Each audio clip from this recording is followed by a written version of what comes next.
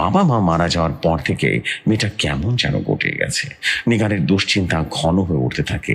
4-7 বিষ-রাত থেকে যায়। তার কারণ আছে। শফিকুল আর পূর্ণিও ছায়া দেখে। পূর্ণি গতকাল বলল, আম্মু আম্মু আজকে যখন তুমি বাথরুমে গেলে না, তখন দেখলাম। কি দেখলি? লাফ দিয়ে কি যেন একটা ঠুকে গেল ঘরে, ছায়ার মতো, সাদা সাদা ছায়া। তারপর নিগারের বুকটা টিপ টিপ করে। তারপর ছায়াটা হাঁটলো। জানো আম্মু, ছায়াটা না ঠিক আব্বুর মতো দেখতে। আব্বুর মতো মানে? যা, কি যে বলো না।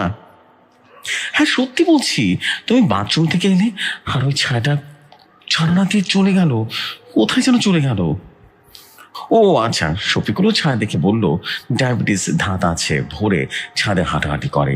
দিন কয়েক আগে ভোরবেলা ছাদে হাঁটছিল, তখন দেখলো সাদা একটা ছায়া নারিকেল গাছ থেকে টুপ করে লাফ দিয়ে ছাদে নেমে এলো। কথাটা নিগারকে বলতে নিগার বলল, বুঝেছি বুঝেছি, আপনি আজই চোখে ডাক্তার দেখান বলে কোনো মতো ব্যাপারটা সামাল দিয়েছে। দ্বিতীয় স্বামীকে আপনি করেই সম্বোধন করেন নিগার। কিন্তু এই ছায়াটা কিসের?